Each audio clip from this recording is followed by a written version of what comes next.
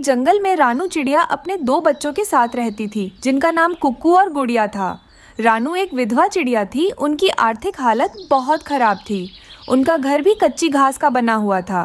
बेटा, तुम दोनों खाना खा लो, अब मैं अपने काम पर चलती हूँ। माँ, तुम खाना तो खाकर जाओ।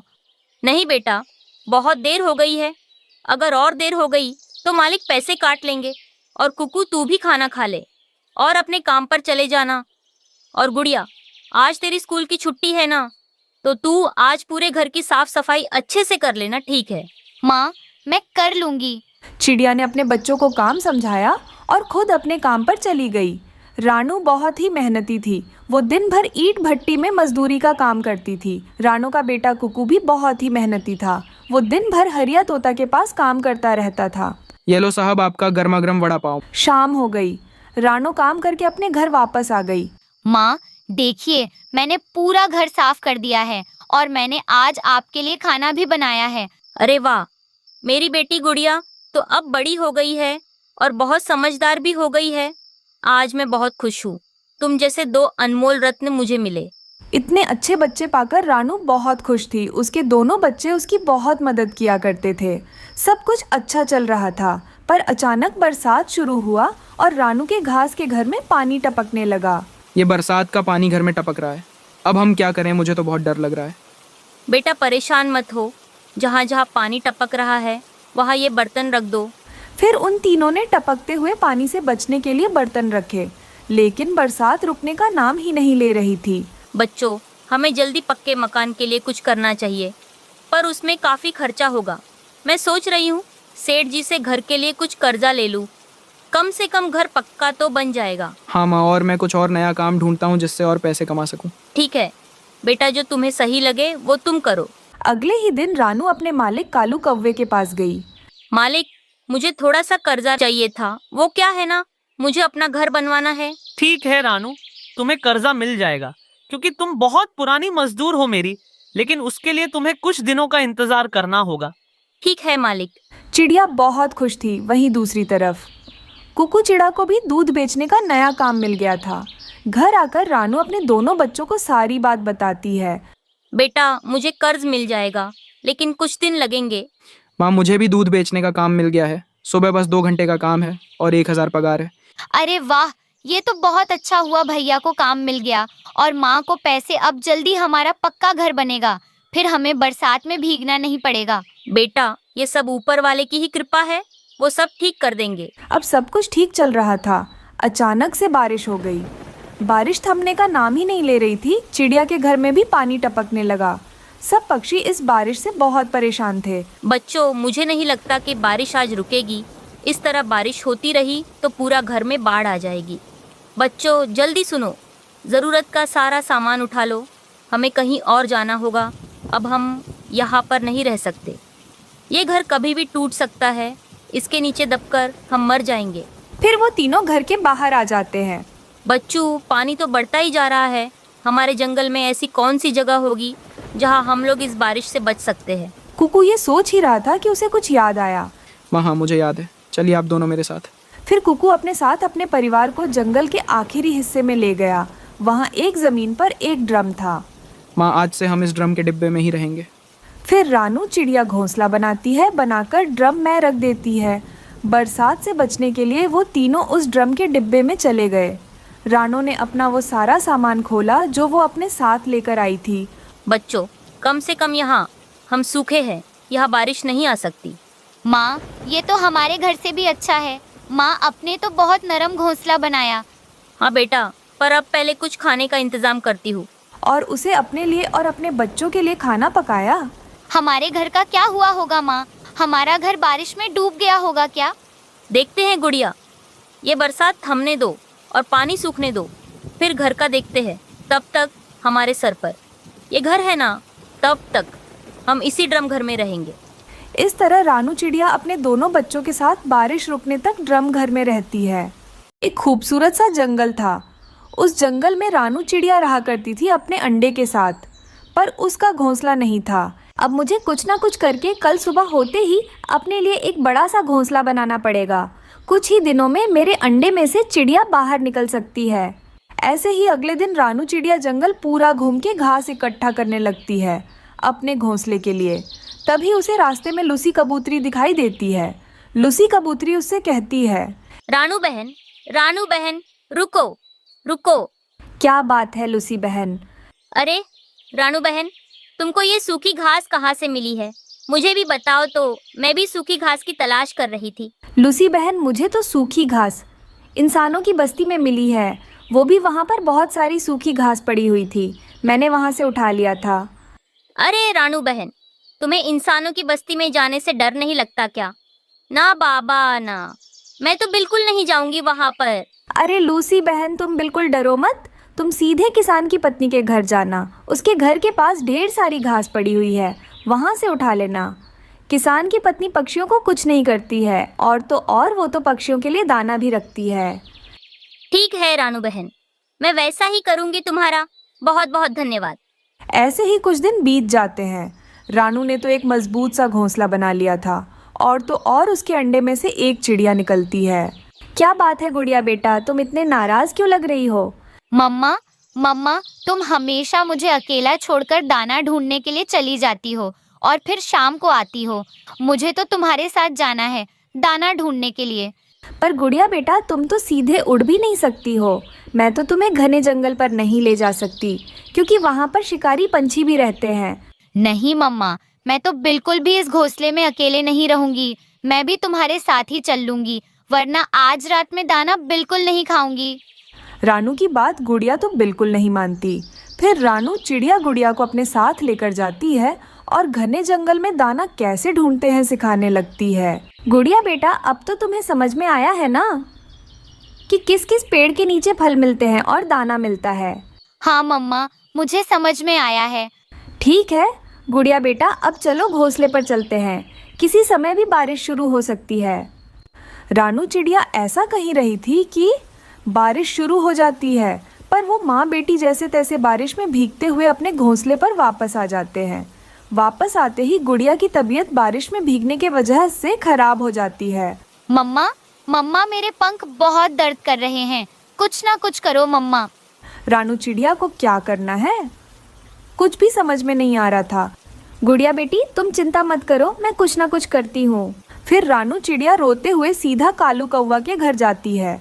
क्या बात है रानू बहन, इतनी बारिश में तुम मेरे घोंसले पर क्यों आई हो? कालू भैया, मेरी बेटी की तबीयत खराब हो चुकी है बारिश में भीगने के वजह से। आप आकर कुछ मदद करें। मुझे क्या करना है कुछ भी समझ नहीं आ रहा है। अरे रानू, तुम्हें थोड़ी सी भी अक्ल नहीं है क्या? इतनी छोटी बच्ची को कोई भी जंगल लेकर जाता है क्या? ना बाबा ना हम लोग तो तुम्हारी मदद नहीं कर सकते। हाँ रानू बहन, अब मैं तुम्हारे साथ नहीं आ सकता, क्योंकि गौरी ने अभी अभी अंडा दिया है।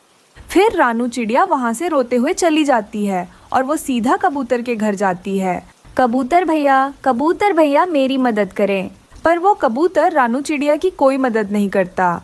फिर रानू चिड़िया उस बारिश में सीधा किसान के घर जाती है। जाकर चू चू करने लगती है। उसकी आवाज़ सुनकर किसान की पत्नी वहाँ पर आती है। क्या बात है चिड़िया रानी, तुम इतनी बारिश पर मेरे घर क्यों आई हो? फिर रानू चिड़िया सारी बात बताने लगती है। तुम चिंता मत करो चिड़िया रानी, मैं तुम्हें एक टोकरी देती हूँ। उस टोकरी में अपनी बेटी को रखकर सीधा हॉस्पिटल आ जाना। वहाँ पर तुम्हारी बेटी की इलाज कराऊंगी। फिर रानू चिड़िया वैसा ही करती है। टोकरी में अपनी बेटी को रखकर सीधा हॉस्पिटल आ जाती है। फिर डॉक्टर एक इंजेक्शन करता है गुड़िया को। गुड़िया ठीक हो जाती है। तुम चिंता मत करो चिड़िया, अब तुम्हारी बेटी की बुखार कम हो गई है। आपका बहुत बहुत धन्यवाद डॉक्टर साहब, आपने तो मेरी बेटी की जान बचा ली है। ऐसी कोई बात नहीं चिड़िया, कभी भी तुम्हारी बेटी की और तुम्हारी तबीयत खराब हुई तो सीधा मेरे पास ही आना। फिर रानू चिड़िया अपनी बेटी को लेकर किसान की पत्नी के घर आ जाती है। आपका बहुत बहुत धन्यवाद माँ जी, अगर आप ना होते तो मेरी बेटी की जान भी जा सकती थी। ऐसी कोई बात नहीं चिड़िया, तुम्हें कभी भी मदद की ज़रूरत है तो सीधा मेरे घर पर ही आना। ये लो, मैं तुम्हारे लिए भीगे हुए चावल रखे हैं, खा लेना। फिर किसान की पत्नी चिड़िया को थोड़े से भीगे हुए चावल दे देती है। चिड़िया और उसकी बेटी गुड़िया आराम से खाने लगते हैं। खाकर बारिश रुकने तक किसान की पत्नी के घर में आराम से रहने लगते हैं। रानू चिड़िया अकेले ही जीवन बसर कर रही थी। चिड़िया ने 2 अंडे दिए थे। उसका घर कई जगह से टूटा हुआ था। वो नया घर बनाने के बारे में सोच रही थी। मेरा घर हर जगह से टूट गया और मेरे अंडों में से बच्चे कभी भी बाहर आ सकते हैं। मुझे जल्द से जल्द अपने बच्चों के लिए पक्का घर बनाना पड़ेगा। उसका एक छोटा सा खेत था। वे अपने खेत में जामुन की फसल उगा रही थी। एक दिन उस जंगल में रहने वाला कालू कौवे की नजर रानू चिड़िया के खेत पर पड़ती है। रानू की फसल इतनी अच्छी कैसे हो सकती है? पता नहीं चलता कि वो अपने खेत पर क्या डालती है। पूछूंगा तो बोलेगी नहीं। इस बार तो ये चिड़िया जामुन बेचकर अमीर हो जाएगी, लेकिन मैं ऐसा होने नहीं दूंगा। मैं इस रानू चिड़िया के सारे जामुन चोरी करके बाजार में बेच दूंगा, फिर मैं अमीर हो जाऊंगा। ये सोचकर कालू कौवा वहां से चला जाता है। रानू चिड़िया अपने खेत पर पानी देने के लिए पहुंचती है। अरे, मेरे जामुन तो पककर तैयार हो गए हैं। अब मुझे किसी अच्छे व्यापारी को अच्छे दाम में जामुन बेचना होगा और उन पैसों से मैं अपने लिए पक्का मजबूत घर बना सकती हूँ। ये सोचकर रानू चिड़िया अपने पूरे पेड़ों पर पानी देने लगती है। मैंने अपने जामुन के पूरे पेड़ों को पानी दे दिया है। अब मैं फिर से कल आऊंगी। फिर चिड़िया खुशी खुशी अपने घर चली जाती है। उस रात कालू कौवा रानू चिड़िया के सारे जामुन चुरा लेता है और अगले दिन उन जामुनों को बेचने दूसरे जंगल चला जाता है। वो शहर में व्यापारी को जामुन बेचकर अच्छे पैसे कमा लेता है। अगले दिन चिड़िया अपने पेड़ों को पानी देने के लिए खुशी से आ रही थी। जब वो वहाँ आती है तो देखती है कि उसके जामुन के पेड़ों पर सारे जामुन गायब थे। हाय भगवान, ये क्या हो गया? मेरे जामुन कहाँ गए? मेरे सारे जामुन किसने चुरा लिए हैं? अब मैं क्या बेचूंगी? मैं तो भूखी ही मर जाऊंगी। मेरा घोंसला भी नहीं बना पाऊंगी। तभी रानू चिड़िया को कालू कौवे का पंख गिरा हुआ दिखाई देता है। अच्छा, यह काम कालू कौवा का है। अब मैं उसे छोड़ूंगी नहीं। पापा, मेरे सारे दोस्त आंटी चिड़िया से जामुन खरीद कर खा रहे हैं और सब कह रहे हैं कि वो जामुन बहुत ही स्वादिष्ट और रसीले हैं। मुझे भी खाना है। हाँ बेटा, मैं अभी रानू चिड़िया के पास जाता हूँ और तुम्हारे लिए मीठे मीठे जामुन खरीद कर ले आता हूँ। पति जी, मैं भी आपके साथ जाऊंगी। चिड़िया बहन से बात करके मुझे बहुत दिन हो गए हैं। फिर कबूतर और उसकी पत्नी लूसी चिड़िया से जामुन खरीदने उसके पास आते हैं, लेकिन चिड़िया अपने खेत पर बैठकर रो रही थी और सारे पेड़ों पर जामुन गायब थे। क्या हुआ चिड़िया बहन, तुम रो क्यों रही हो और तुम्हारे पेड़ों पर जामुन कहाँ है? कबूतर भैया, मेरे सारे जामुन चोरी हो गए हैं। अगर मैंने पैसे वापस नहीं जुटाए तो साहूकार मेरा खेत कब्जा कर लेगा। खाने के लिए भी एक फूटी कौड़ी नहीं है। अब मैं क्या करूं? कुछ समझ में नहीं आ रहा। तुम चिंता मत करो चिड़िया बहन, हम तुम्हारे दोस्त हैं और हम तुम्हारे साथ हैं। ऐसा कहकर कबूतर और उसकी पत्नी लूसी घर जाते हैं और वापस अपने साथ जादुई जल लाते हैं। उस जल को चिड़िया को देकर कहते हैं, ये लो रानो बहन, ये एक जादुई जल है। इस जल को अपने पेड़ों पर थोड़ा थोड़ा करके डाल दो। ये जल मुझे मेरे पिताजी ने दिया था और उन्होंने कहा था कि ये चमत्कारी जल है। रानू बहुत खुश हो जाती है। फिर वो दोनों रानू को जादुई जल देकर वहाँ से चले जाते हैं। रानू थोड़ा थोड़ा करके अपने सारे जामुन के पेड़ों पर उस जादुई जल को डाल देती है। देखते ही देखते 2 दिन में ही उस जामुन के पेड़ों पर ढेर सारे रसीले जामुन लग जाते हैं। ये सब देखकर रानू चिड़िया बहुत खुश होती है। वो कबूतर और उसकी पत्नी लूसी से कहती हैं, वाह लूसी बहन, तुमने तो मुझे बर्बाद होने से बचा लिया। तुम्हारा बहुत बहुत धन्यवाद। तुम्हारे जैसी दोस्त मिलना बहुत मुश्किल है। कोई बात नहीं चिड़िया बहन, दोस्ती में दोस्त ही काम आते हैं। अब रानू चिड़िया हर दिन जामुन तोड़कर बाजार में बेचने लगती है। मीठे और रसीले होने के कारण जंगल के सारे पक्षी रानू से ही जामुन खरीदते हैं। धीरे धीरे रानू जामुनों को बेचकर अपने लिए पक्का घर बना लेती है। उसके दोनों अंडों में से 2 प्यारे प्यारे बच्चे बाहर निकलते हैं। एक दिन फिर से कालू कौवा जामुन चोरी करने आता है। जैसे ही वो जामुन तोड़ने की कोशिश करता है, उसे पेड़ से जोर का झटका लगता है। अरे बाप रे, ये क्या हो गया मेरे साथ? ये छोटी चिड़िया ने तो अपने पेड़ों पर बिजली लगाकर रखा है। इस बिजली की वजह से मुझे झटका लग गया। कोई है, मुझे बचाओ, मैं मर जाऊंगा। कालू कौवे की रोने की आवाज सुनकर रानू चिड़िया वहां आती है। दुष्ट कौवे, तुझे मजा छकाने के लिए ही मैंने अपने पेड़ों पर बिजली लगाकर रखा है। अब यहाँ से भाग जा, वरना जंगल के सारे पक्षियों को बुलाकर तुझे अच्छे से पिटवाऊंगी। कालू कौवा डरकर वहां से भाग जाता है और फिर कभी वापस नहीं आता। दूर किसी जंगल में काफी तेज बारिश हो रही थी। वहीं कालू कौवा और टुन्नू चिढ़ा नाम के दो किसान दोस्त रहते थे। वो दोनों अपने अपने खेत में इस बार जामुन की फसल लगा रहे थे। टुन्नू चिढ़ा अपने खेत में अच्छी पैदावार के लिए अपनी पत्नी रानो चिड़िया के साथ दिन रात मेहनत करता। वहीं कालू कौवा ज्यादातर आराम करता रहता। एक दिन, अरे टुन्नू, क्या दिन भर लगा रहता है? थोड़ा आराम भी कर ले जाकर। तेरे इतनी मेहनत करने से जामुन की खेती 2 दिनों में ही पककर तैयार नहीं हो जाएगी। मुझे देख, मैंने भी तेरी ही तरह जामुन की फसल ही लगाई है अपने खेत में, पर मैं तो इतनी मेहनत नहीं करता। अरे जितना वक्त लगता है उस फसल को पकने में, उतना तो समय लगेगा, चाहे तू कुछ भी कर ले। अरे भाई कालू, मेहनत नहीं करूंगा तो पैदावार कैसे अच्छी होगी? अब तो मैं तभी आराम करूंगा जब मेरी जामुन की फसल मंडी में पहुंच जाएगी और उसके मुझे अच्छे दाम मिलेंगे, तभी मैं चैन की सांस लूंगा। तुझे पता है इस जामुन की खेती को करने में मेरी पत्नी रानो मेरा कितना साथ दे रही है। मैं उसकी मेहनत ऐसे जाया नहीं होने दूंगा। और तू वैसे तो जानता ही है, बारिश का कोई भरोसा नहीं, कब बिन मौसम बरस जाए। कुछ दिनों की कड़ी मेहनत के बाद दोनों की जामुन की फसल पककर तैयार हो गई। टुन्नू चिढ़ा और रानू चिड़िया के जामुन के खेत में मोटे मोटे काले मीठे जामुन लगे हुए थे, पर कालू के जामुन के पौधे में बस 2-4 ही जामुन लगे थे, वह भी बहुत ही छोटे छोटे। यह सब देखकर कालू कौवा दुखी मन से अपने घर पहुंचता है। उसकी पत्नी गोरी कवि उसे देखकर पूछती है, कालू जी, क्या हुआ? क्या बात है? आप इतने दुखी क्यों लग रहे हो? अब मैं दुखी ना हूं तो और क्या करूं गोरी। उस रानो और टुन्नू की खेत की फसल देखकर मेरे तो होश उड़ गए हैं। ये मोटे मोटे काले जामुन लगे हैं उसके खेत में। इस बार जामुन बेचकर वह मुझसे ज्यादा अमीर हो जाएगा, और मेरे खेत में बस नाम के कुछ जामुन लगे हैं पौधे में। समझ नहीं आ रहा इस टुन्नू चिढ़ा को जामुन की फसल बेचने से कैसे रोक। कालू जी, इसमें इतना सोचने वाली क्या बात है? रात में ही हम रानो चिड़िया और टुन्नू के खेत के सारे जामुन निकाल लेंगे और घर के पीछे जो खाली गोदाम पड़ा है ना, उसमें छिपा देंगे, और जब जामुन के भाव बढ़ेंगे तब उसे बेच देना तुम। अरे वाह वाह, क्या आइडिया सुनाया है तुमने गोरी। रात होते ही दोनों पति पत्नी टुन्नू चिढ़ा के खेत में पहुंच गए। चलो चलो, जल्दी जल्दी हाथ चलाओ, किसी ने देख लिया तो लेने के देने पड़ जाए। कालू और उसकी पत्नी गोरी ने टुन्नू चिढ़ा के सारे खेत के पौधे बर्बाद कर दिए और जामुन को बोरियों में भर लिया। फिर सारी बोरियों को एक एक करके गोदाम में पहुंचा दिया। अगली सुबह जब टुन्नू चिढ़ा अपनी पत्नी रानो चिड़िया के साथ अपने खेत पर पहुंचा तो वहां का नजारा देखकर रोने लगा।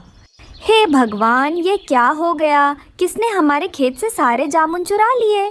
हम लुट गए, बर्बाद हो गए।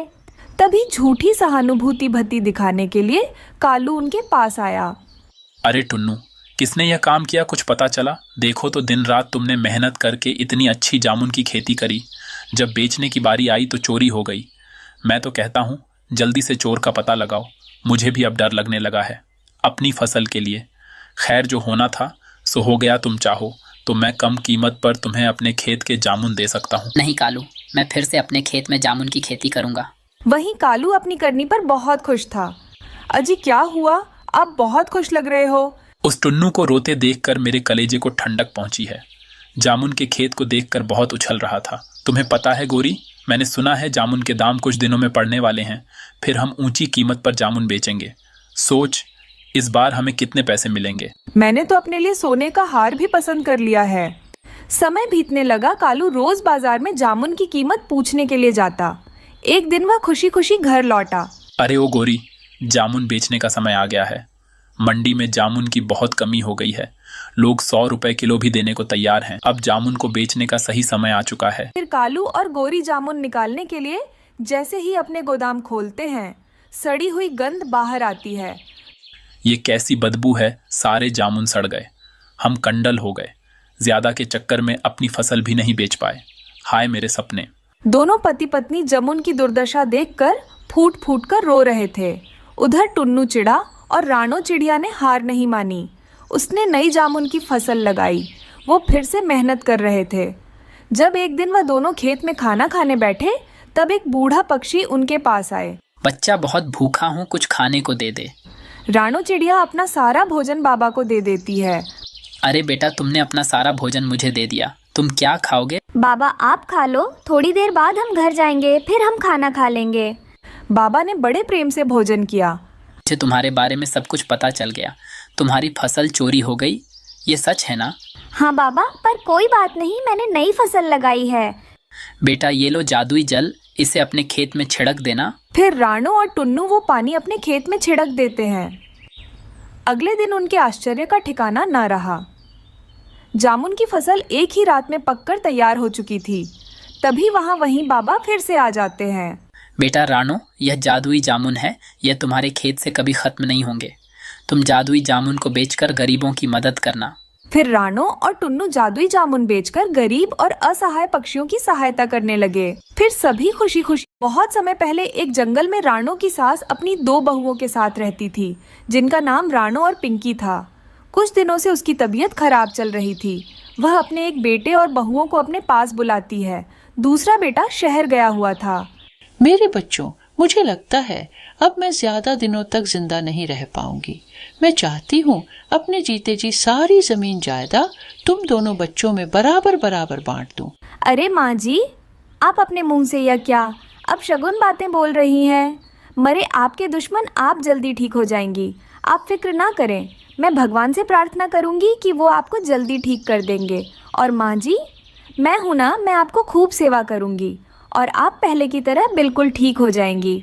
मुझे विश्वास है आपको कुछ नहीं होगा। नहीं रानो बहू, मेरा बुलावा ऊपर वाले की यहाँ से आ गया है। अपने जीते जी बंटवारा कर दूंगी तो चैन से आखिरी सांस लेकर मर सकूंगी। हाँ माँ जी, आप बिल्कुल सही कह रही है। वैसे भी आपको देखकर लगता है अब बस 1-2 दिनों की ही मेहमान है। आप ऐसा करिए, यह घर मेरे नाम कर दीजिए और जंगल की बाहर वाली जमीन रानो चिड़िया टुन्नू चिड़ा को दे दीजिए। पिंकी बहू, ये तुम क्या कह रही हो? वो जमीन तो बंजर है, उस जमीन पर कई सालों से खेती नहीं हुई है। ये तो रानू बहू और टुन्नू बेटा के साथ नाइंसाफी होगी। मैं ऐसा कभी नहीं कर सकती। तो क्या हुआ, टुन्नू हट्टा खट्टा है, मेहनत करेगा तो बंजर जमीन भी उपजा हो जाएगी। माँ जी, पिंकी भाभी को जो चाहिए वो दे दीजिए, हमको कुछ नहीं चाहिए। रानू बहू, तुम बहुत अच्छी हो। पिछले जन्म में मैंने जरूर कोई पुण्य किया होगा जो तुम्हारी जैसी बहू मुझे मिली। दोनों बेटे और बहुओं को उनका हिस्सा देकर रानो चिड़िया की सास राहत की सांस लेती है। रानो, ऐसा करो, तुम माँ जी को अपने साथ लेती जाओ। मुझे कुछ दिनों के लिए अपनी माई के जाना है। अगर मैं चली गई तो माँ जी की देखभाल कौन करेगा? ठीक है भाभी, आप बेफिक्र होकर अपने माई के जाइए, मैं माँ जी का ख्याल रख लूंगी। टुन्नू अपनी माँ और पत्नी के साथ एक छोटा सा घोंसला बनाकर रहने लगता है। इस तरह कुछ दिन गुजर जाते हैं। एक दिन टुन्नू रानो चिड़िया से कहता है, रानो चलो खेत की सफाई करके सारे कंकड़ पत्थर हटा देते हैं, फिर माँ का आशीर्वाद लेकर बैगन की खेती करेंगे। मुझे विश्वास है माँ के आशीर्वाद से हमारी यह बंजर जमीन उपजाऊ हो जाएगी। यह तो आपने बहुत अच्छा सोचा है जी। देर करने से कोई फायदा नहीं, हम आज से ही खेत की सफाई शुरू कर देते हैं। दोनों पति पत्नी मिलकर खेत का सारा कंकड़ पत्थर हटाकर उसकी सफाई करते हैं। फिर उसमें मिट्टी और खाद डालते हैं। सुनिए जी, शाम हो गई, अब बचा हुआ काम कल करिएगा। टुन्नू रानो के साथ घर आता है। माँ जी, कुछ तो बोलिए। माँ जी, आप इतनी जल्दी हमें छोड़कर नहीं जा सकते। दुखी मन से टुन्नू अपनी माँ को खेत में ही दफना देता है। माँ, अपना आशीर्वाद सदा बनाए रखना। हम कड़ी मेहनत के साथ इस बंजर जमीन को उपजाऊ बनाएंगे और उस पर हम बैगन की खेती करेंगे। अगले दिन टुन्नू अपने खेत में बैंगन के छोटे छोटे पौधे लगा देता है और दिन रात उसकी अच्छी तरह से देखभाल करने लगता है। देखते ही देखते उसके खेत में सुंदर सुंदर बैंगन की फसल लहराने लगती है। देख रहे हो जी, अपने खेत में बैंगन कितने सुंदर लग रहे हैं। फसल इतनी अच्छी आई है कि विश्वास ही नहीं हो रहा है कि यह खेत बंजर था। आपने बहुत मेहनत की है। आज माँ जी जिंदा होती तो इस फसल को देखकर बहुत खुश होती। टुन्नू अपने खेत से बैंगन तोड़कर जंगल के मंडी में बेचने लगता है। ताज़े और खेत के बैंगन होने के कारण उसकी बिक्री अच्छी होती है और पैसे लाकर रानो को दे देता है। रानो, इन पैसों को ले जाकर एक बक्से में रख दो। मैंने इस जमीन के बारे में बात की है, जल्दी ही मैं उस जमीन को खरीद लूंगा, फिर हम उस पर भी खेती करेंगे। इस तरह हमारी कमाई दुगनी हो जाएगी। रानो, ये सब तुम्हारे साथ के बगैर मुमकिन नहीं था। तुमने मेरा बहुत साथ दिया है। अरे टुन्नू जी, आपका साथ देना तो मेरा फर्ज है। अब आप इस तरह मुझे शर्मिंदा ना करें। फिर खुशी खुशी रानू चिड़िया उन पैसों को ले जाकर एक बक्से में रख देती है। कुछ दिनों बाद रानू एक अंडा देती है। रानू और उसका पति टुन्नू बैंगन की खेती करके खुशी खुशी अपनी जिंदगी बिताने लगते हैं। एक समय की बात है, रानू चिड़िया का परिवार बहुत ही गरीब था, क्योंकि रानू की पति की मौत के बाद उसकी घर की हालत दिन पर दिन बिगड़ती जा रही थी और इसी वजह से अपना घर का खर्चा चलाने के लिए वह खेतों में काम किया करती थी और उसी से ही उसके घर का गुजारा चलता था। एक दिन जब रानू अपने काम पर जा रही होती है, उसी समय उसकी बेटी गुड़िया उससे कहती है, माँ, क्या आज आप शाम को घर आते समय मेरे लिए कॉटन कैंडी लेकर आओगी? क्योंकि मेरा कॉटन कैंडी खाने का बहुत मन कर रहा है। हाँ बेटा, आज मैं पक्का तुम्हारे लिए कॉटन कैंडी लेकर आऊंगी, क्योंकि आज मुझे काम के पैसे मिलेंगे ना, तो मैं तुम्हारे लिए तुम्हारी मनपसंद कॉटन कैंडी लेकर जरूर आऊंगी। आप सच कह रही हो माँ? फिर तो आज बहुत मजा आएगा। मैं तो बहुत सारी कॉटन कैंडी खाऊंगी। फिर रानू अपने काम पर चली जाती है और काम करते करते शाम हो जाती है। और जब शाम के समय रानू अपने पैसे लेकर घर वापस आ रही थी, अरे आज तो काम करते करते समय का पता ही नहीं चला, कितनी देर हो गई। गुड़िया भी घर पर मेरा इंतजार कर रही होगी। चलो जल्दी से जाकर घर का राशन और गुड़िया के लिए उसकी मनपसंद कॉटन कैंडी खरीद लेती हूँ। वैसे भी कितने दिनों से मेरी गुड़िया कॉटन कैंडी खाने के लिए तरस रही है और आज जब कॉटन कैंडी खाएगी तो बहुत खुश हो जाएगी। इतना कहकर रानू चिड़िया जैसे ही कॉटन कैंडी की दुकान पर कॉटन कैंडी लेने जा रही होती है, उसी समय चोर आकर रानू के सारे पैसे छीनकर वहां से भाग जाता है और रानू काफी देर तक उसका पीछा करती है, लेकिन वो चोर चिड़िया के हाथ नहीं आता और रानू चिड़िया फूट फूट कर रोने लगती है। हे भगवान, कोई तो उस चोर को पकड़ो, वो मेरे सारे पैसे लेकर भाग गया। अब मैं क्या करूंगी, कैसे अपने घर का खर्चा चलाऊंगी? तभी वहां पर एक बूढ़ी कौवी आती है और वो चिड़िया से कहती है, रो मत बेटा, रोने से कोई फायदा नहीं होगा। यह तो इनका रोज का ही काम हो गया है, दिन दहाड़े चोरी करना।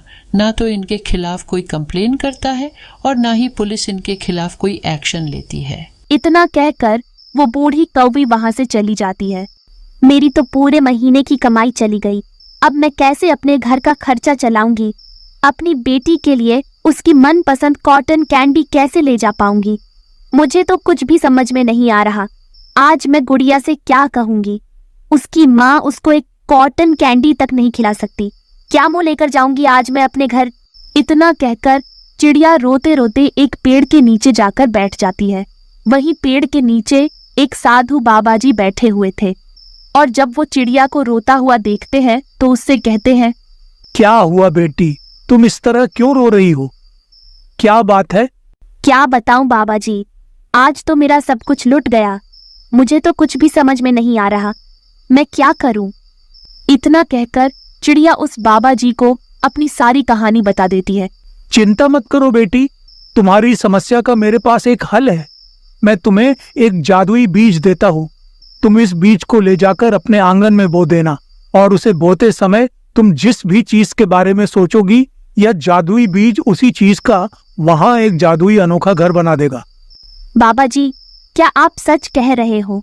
बाबा जी, मुझे तो बस अपने बेटी को उसकी मनपसंद कॉटन कैंडी खिलानी थी। तुम चिंता मत करो बेटी, उस कॉटन कैंडी के घर से तुम कभी ना खत्म होने वाले कॉटन कैंडी लेकर आराम से बेच सकती हूँ। फिर चिड़िया बाबा जी का धन्यवाद करती है। वो जादुई बीज लेकर अपने घर आ जाती है और घर आकर अपने आंगन में वह जादुई बीज बो देती है, जिसके बाद उसकी बेटी गुड़िया उससे कहती है, माँ, क्या सच में हमारे जंगल में कॉटन कैंडी का घर उगेगा? हाँ गुड़िया, ओ बाबा जी ने कहा तो कुछ ऐसा ही था। माँ, अगर सच में हमारे आंगन में कॉटन कैंडी का घर उग जाएगा तो कितना मजा आएगा ना। और अगली सुबह जल्दी उठकर आंगन में आते हैं तो देखते हैं कि उनके आंगन में कॉटन कैंडी का विशाल घर बना हुआ था। यह देखकर वो दोनों खुश हो जाते हैं। उस दिन के बाद से रानू चिड़िया कॉटन कैंडी के घर में रहते हुए कॉटन कैंडी जंगल के पक्षियों को बेचकर पैसे कमाने लगती है और अपनी बेटी गुड़िया के साथ उस घर में खुशी खुशी से रहने लगती है। जंगल में तेज बारिश हो रही थी। रानू के बच्चे खिड़की से बारिश के पानी को गिरता देख रहे थे। तभी तेज बिजली कड़कने की आवाज सुनकर दोनों बच्चे डर जाते हैं। वह डर कर अपनी माँ की गोद में छिप जाते हैं। डरो मत बच्चों, मैं हूं ना, तुम लोगों के साथ, तुम्हें डरने की कोई जरूरत नहीं। हाँ, आकाश में इतना तेज क्या चमक रहा है और आवाज भी तेज हो रहा है? बच्चों, जब ऊपर आसमान में बादल टकराते हैं तब ऐसी आवाजें होती हैं और तेज रोशनी भी होती है। मम्मा, पापा कब आएंगे? बच्चों, तुम्हारे पापा आते ही होंगे, शायद तेज बारिश की वजह से रास्ते में कहीं फंस गए होंगे। मैंने बच्चों को तो समझा दिया, पर मुझे बहुत डर लग रहा है। पता नहीं बच्चों के पापा कहाँ रह गए, काफी समय गुजर गया है, अभी तक नहीं आए। माँ, यह देखो, अपनी छत टपक रही है। अरे, ये क्या, कल तक तो ये छत ठीक थी, टपक नहीं रही थी। हे भगवान, इतनी तेज बारिश में मैं घर की छत कैसे मरम्मत करूंगी? रानो अभी ऐसा सोच ही रही थी, तभी घर का आधा हिस्सा उड़ जाता है। बच्चों, जल्दी करो, जल्दी घर से बाहर निकलो। हम कहाँ जाएंगे इतनी बारिश में? गुड़िया बेटा, हम कालू माँ के घर जाएंगे, उनका घर पक्का है। रानो अपने बच्चों को लेकर कालू के दरवाजे पर आती है। कालू भैया, ओ कालू भैया, दरवाजा खोलो। इतनी रात गए, ये चिड़िया यहाँ क्या करने आई है? ये जरूर हमारे घर रहने आई होगी, इसे मना कर देती हूँ। गौरी, बाहर बारिश बहुत तेज है, चिड़िया को अंदर बुला लो। पता नहीं चिड़िया को क्या परेशानी है, वो इतनी बारिश में क्या करने हमारे घर आई है। उसको अंदर बुलाकर पूछो तो सही वो क्यों यहाँ आई है। खबरदार कालू, कोई जरूरत नहीं चिड़िया और उसके बच्चों को अंदर बुलाने की। जरूर इसका घर बारिश में टूट गया होगा और ये हमारे घर रहने आई है। मैं तुम्हें फिर से कह देती हूँ, दरवाजा बिल्कुल मत खोलना। गौरी, ये तुम कैसी बातें कर रही हो? याद करो, जब हमारा घर नहीं था और बारिश के पानी में हम भीगते थे तो चिड़िया हमें अपने घर में जगह देती थी रहने। चिड़िया ने तो कभी हमें अपने घर में आने से मना नहीं किया। ज्यादा चिड़िया के हमदर्द ना बनो कालू। अगर तुमने चिड़िया को अंदर बुलाया तो मैं अपने मायके चली जाऊंगी तुम्हें छोड़कर। गौरी के डर से कालू चुपचाप बैठ जाता है, पर कालू का दिल नहीं मान रहा था। वह खिड़की से देख रहा था। रानो अपने बच्चों के साथ बारिश में भीग रही थी। कालू को वो दिन याद आ रहे थे जब चिड़िया बारिश के दिनों में उनकी मदद किया करती थी। कालू को अपनी पत्नी गौरी पर बहुत गुस्सा आता है। उससे चिड़िया का इस तरह भीगना देखा नहीं जा रहा था। कालू जैसे ही दरवाजा खोलने जाता है, गौरी उसे रोकने लगती है। अरे कालू, तुम कहाँ जा रहे हो? मैंने तुम्हें कहा ना, दरवाजा ना खोलना। मैं सचमुच मायके चली जाऊंगी अगर तुमने दरवाजा खोल दिया तो। चल निकल निकल मेरे घर से, अब मैं तुझे अपने घर में नहीं रखूंगा। जा, चली जा अपने मायके। मुझे रोज रोज धमकी मत दिया कर मायके जाने की। कान खोल कर सुन ले गौरी, अगर तू मायके गई तो मैं दूसरी शादी कर लूंगा। तेरी धमकियों से मैं अब डरने वाला नहीं। मैं जा रहा हूँ चिड़िया को बुलाने। कालू का ऐसा रूप देखकर गौरी चुपचाप बैठ जाती है। बहन, ओ चिड़िया बहन, आप अपने बच्चों को लेकर मेरे घर के अंदर आ जाए। मैंने दरवाजा खोल दिया है। कालू भैया, आपका बहुत बहुत धन्यवाद, आपने हमारी मदद की। ऐसी कोई बात नहीं रानू बहन, पड़ोसी ही सुख दुख में काम आते हैं। वो पड़ोसी कैसा जो सुख दुख में काम ना आए? जब तक बारिश ना रुके आप मेरे घर में आराम से रह सकती हैं। रानो चिड़िया कालू के घर में रुक जाती है और बारिश रुकने का इंतजार करने लगती है। कुछ दिनों बाद बारिश रुक जाती है। रानो का पति टुन्नू घर आता है। फिर दोनों पति पत्नी मिलकर एक मजबूत सा घर बनाते हैं और खुशी से रहने लगते हैं। जंगल में रानो चिड़िया अपनी सास और ननद पिंकी चिड़िया के साथ रहती थी। रानो चिड़िया गांव की सीधी सादी चिड़िया थी। वह अपने ससुराल में सभी की सेवा करती थी, लेकिन उसकी ननद पिंकी हमेशा उससे जलती रहती थी। एक दिन उसका पति टुन्नू चिड़ा उसके लिए सुंदर से झुमके लेकर आता है। ये लो हमारी पहली एनिवर्सरी का तोहफा, जरा खोल कर देखो और बताओ तुम्हें कैसा लगा। अरे टुन्नू जी, ये झुमके बहुत सुंदर है, पर ये तो बहुत कीमती है। क्यों किया आपने? इतना खर्चा कोई सस्ता सा तोहफा दे देते। रानो, तुम भी कैसी बातें कर रही हो? आज तक मैंने तुम्हें कुछ भी नहीं दिया है। चलो जल्दी से तैयार हो जाओ, आज हम बाहर चलकर खाना खाएंगे। अपने पति की बातें सुनकर रानो बहुत खुश हो जाती है और तैयार होने के लिए चली जाती है। रानो और टुन्नू चिड़ा की बातें पिंकी चिड़िया छुपकर सुन रही थी। वो जल्दी जल्दी अपनी माँ के पास जाती है और उसे बताती है। माँ तुम यहाँ बैठकर बस आराम करो, वह भैया भाभी पर बहुत सारे पैसे लुटा रहे हैं। अगर ऐसा ही चलता रहा तो हम लोगों के लिए कुछ नहीं बचेगा। तू ये क्या अनाप शनाप बोलने जा रही है? क्या हुआ है? तो आज इतने गुस्से में क्यों है? तुम्हें पता है माँ, भैया ने आज भाभी को एक महंगे झुमके गिफ्ट की है और वे दोनों खाना खाने के लिए बाहर जा रहे हैं। माँ किसी तरह रोको उन्हें, नहीं तो भैया तुम्हारे हाथ से निकल जाएगा। अपनी बेटी की बातें सुनकर रानू की सास परेशान हो जाती है और अपने बेटे बहू को बाहर जाने से रोकने के लिए उपाय सोचने लगती है। जैसे ही रानू चिड़िया और टुन्नू चिड़ा घर से बाहर जाने लगते हैं, रानू की सास जोर जोर से चिल्लाने लगती है, हाय रे, अब मैं मर गई, अब मैं नहीं बचूंगी। अपनी सास के चिल्लाने की आवाज सुनकर चिड़िया उसके पास जाती है और उससे पूछती है, क्या हुआ माँ जी, इस तरह क्यों चिल्ला रही है? तू देख नहीं रही है, मैं दर्द से तड़प रही हूँ और तुझे बाहर जाने की पड़ी है। माँ जी आपकी तबीयत ठीक नहीं है, मैं कहीं नहीं जा रही हूँ, आप आराम कीजिए, मैं आपको अभी दवा देती हूँ। रानू की सास अपने चाल में कामयाब हो जाती है। इस तरह कई दिन बीत जाते हैं। रानू की सास और पिंकी चिड़िया किसी तरह रानू चिड़िया को घर से बाहर निकालना चाहते थे। एक दिन पिंकी चिड़िया पेट दर्द का बहाना बनाती है और रानू से दवा मांगती है। जैसे ही रानू पिंकी चिड़िया को दवा देने के लिए जाती है, तभी रानू की सास वहां आ जाती है और वह रानू के हाथ से दवा ले लेती है। अरे टुन्नू बेटा कहाँ है? जल्दी इधर आ, देख तेरी पत्नी मेरी बेटी को जहर दे रही है। ये सब उसकी सास और ननद की चाल थी। अपनी माँ की आवाज सुनकर टुन्नू वहां आता है।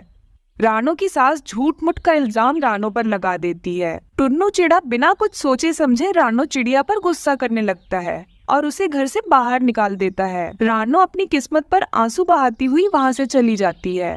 भटकते भटकते हुए एक नदी के पास पहुंचती है। उसे जोरों की प्यास लगी थी। वह नदी के पानी से अपनी प्यास बुझाती है।